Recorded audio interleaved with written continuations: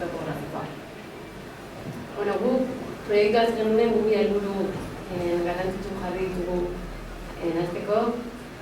Aurrelengoa, guk analizia hau egin dugu, azaroatik otsailera arte egin dugu kanpo lana, eta hor analizatu dugu bertan, kanpaina diferentetan, eguraldiak zer aldaketa dakan horieko ondartan. Baina helburu garrantzitsutzat hartu dugu, azkenengo urteetan nola aldatu den ondartza. Hortako, genezkan 1989ko datuak, Jose Migelenak, eta 2009koak gure irakaslean Daniel López eginan. Guk aurten egin dugu, beste kanpaina bat, ikusteko aldaera hori nola ondartza.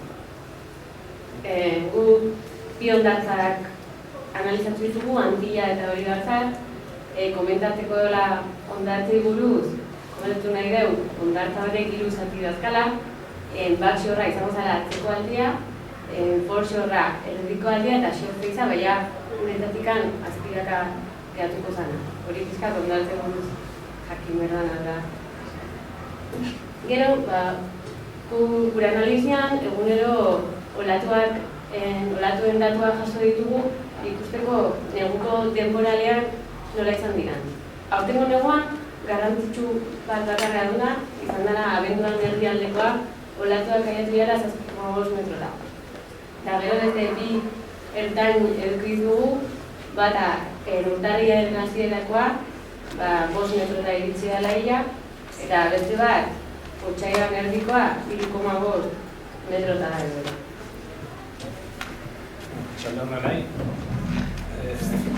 obra publikoan ingurun informazioa biltzen ibiga, gure proiektorako, eta aipatu behar da, Orio herri arrantzale izan duela bete, hori egin duzue, eta arazoa izaten zituela barkuk ateatzeko portutik, ondarra pilatu itzelako ondartzan sarreran, itxaso bateera.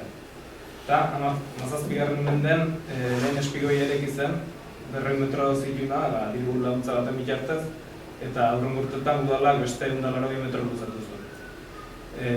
Honek ordeatzen izan emaitz honik edo nahi zen emaitzik, eta 39 pentsatu zen errekan zabalera txikitzea, eta honen idea zen errekan zabalera estutzekin olatu bindar o jorronte handikoa sortuko zula, eta ondarra eraman nintzula. Baina alare, etzen emaitz honik atea. 1977, espigoia aurrena erekizena 200 metroraino luzatu zen. 1979 draga martxan jarri zen, ondarra ateratzen hasi ziren, dragakoak, eta 1986an 3 espigoi txiki erekizien Oribarzar aldeko egin dizu ez. Alare, seitzen zuen ondarra pilatzen, eta etzen kontsegitzen nahi zen, ez? 1987 izan duzen espigoi handi erekitzeko proiektua aprobatu zena, eta honekin lortu nahi zena zen itxasoan eragine deusestatzea. Azkenen espigoi handi horrek olatu mozten ditu, eta errekalderako olatu mindarroi baretzea. Alare esan behar da, area pilaketan arazoa konpondua zen da, ordureko itxasontzi gutxi utzuntzela, Orion.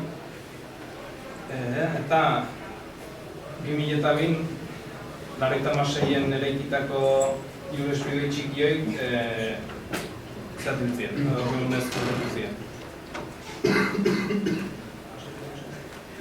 2003tik aurrea udala hasi zen lurzoru esaltzen, ondartzen guruko lurzoruketa, eta hortik aurrea eraikin berri sortzen hasi ziren, hotela, etxebizitzak, irauportu eta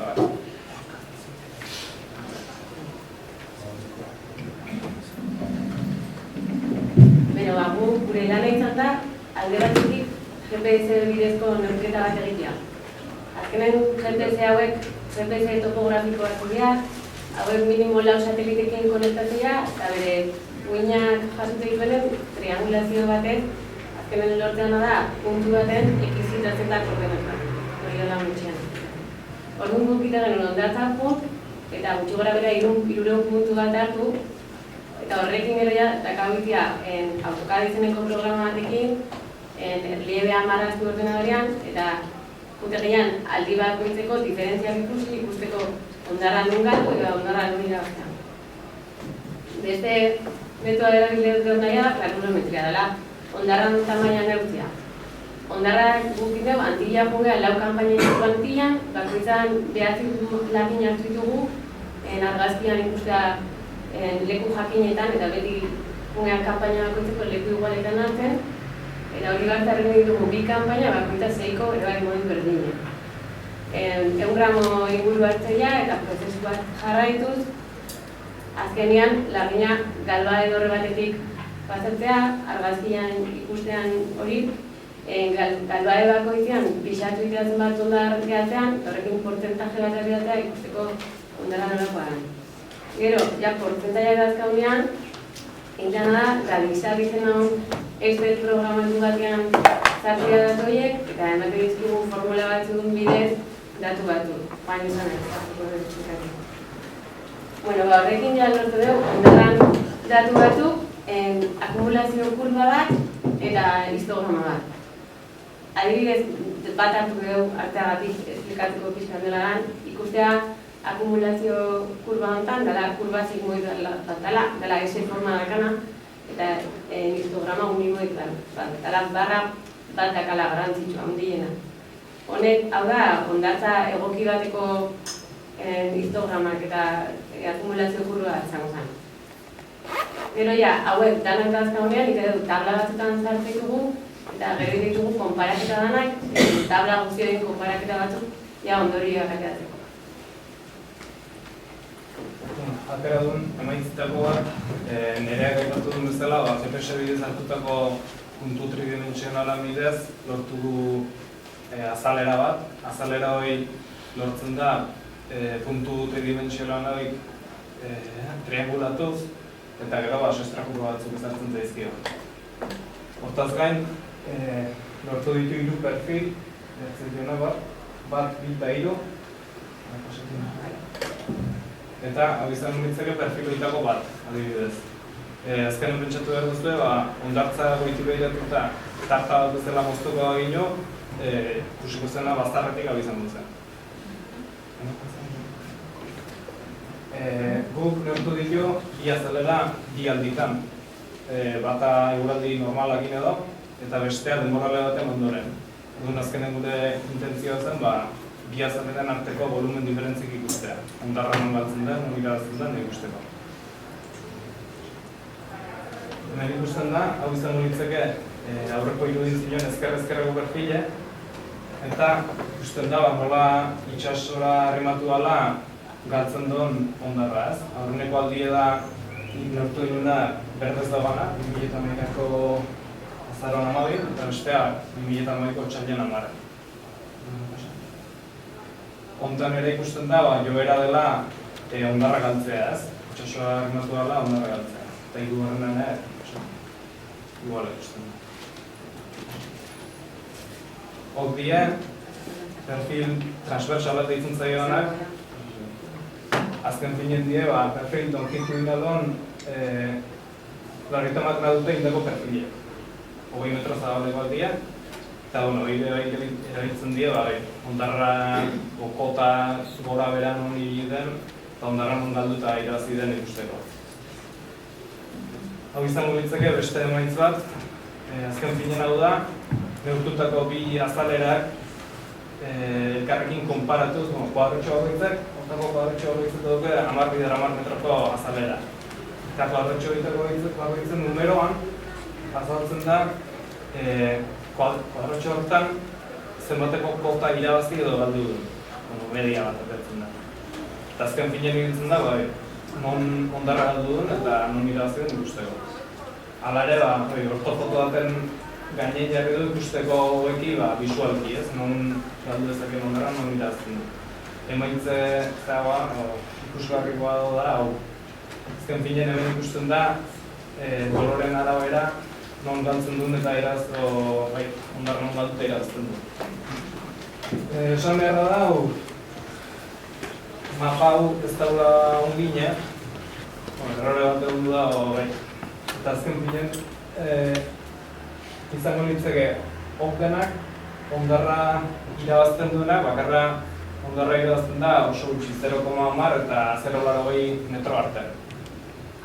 Eta hemen berriz, hondarra galera, ez? Perfiletan ikusten zen bezala, itxasora arrimatu dela galdu egiten da. Eta hemen dago akumulazio txiki bat.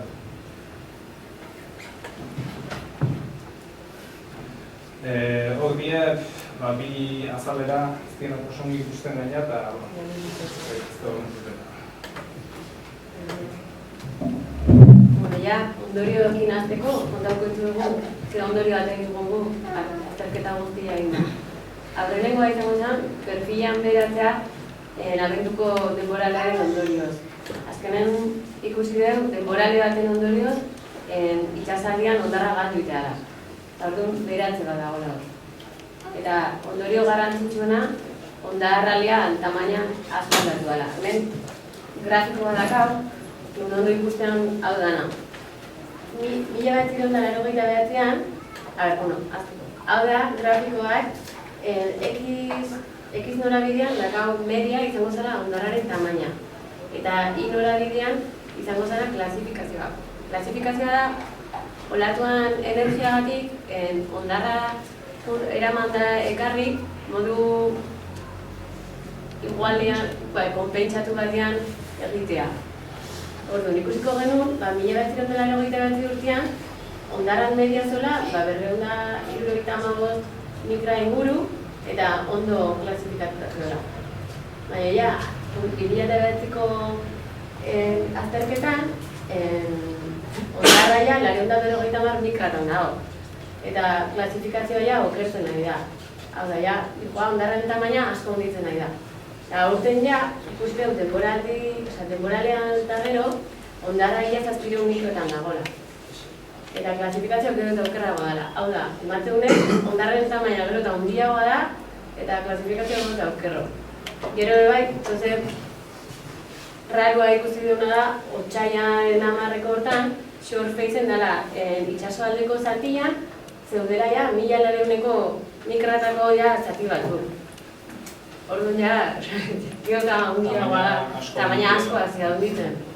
Hori dago ikusi duna. Hori batzaren aldiz, ez dago ez errain. 1989an zik, ez dira gauzak hainbeste aldatu. Eta igual, gaina pentsatu dut, ziklua badakala izatea. Gero beste ondorio bat, kostako lerruko duraren aldaketa ondara. Ikuste dugu, leheno, olatuak inguru hontan puskatzen zuela. Azkenen, joaztela, olatu ginak ondeak joaztela. Baina, gero ja, ikustean den, espigoia egitean den, ikustea garbi olatua ja honean zurrela. Eta hau berez normala, azkenen itxaso, olatua da duinak, topo batekin bat egite guenean, bere norabidea aldatzea. Leheno dago izatea, itxasuan korriontiak orlojuan norabidean ikesula eta guain kontrakoan. Orduan, hemen nahi dago joten eta horregatik ane bai izatea, nugo galera horiek. Eta azkenen ondartzan formare aldatzen nahi da, lehenota zeuden utikan. Eta honen denen eragileak ondorioztatu du, izan dituzkela dragatu, batez dragatzen den inguruntan dragatzen bali bada, hondarra ateatzen da eta fondoa gero eta urrutiko da, ez? Eta orduan, olatuk hausteko eremue aurreago gelditzen da. Azkenen olatu batek alture bat dauke eta oztopa bilatzen duen, orduan hausten hasten da, ez? Eta hondarra indarra ondina olatuk orduan harrapatzen du eta hondar gehiena orduan eramaiten du. Hortaz aparte, beste espioien eraikuntza ere zer ikusi handia dauke. Azken finen, olatun esan den bezala lerroko da aldatzen delako, garbi ikusten da, hau espigono dezualeo, esatu da, zer gura. Olatun direkzioa hau dela ez, eta gaina hemen hausten du da. espiona eraiki zenen, ze pasatu zen, olatuk hemen oztopo bat bilatzen dula, eta orduan norabidea aldatzen da, eta hemen uzten da. Eta hor orduan ondar galera daude.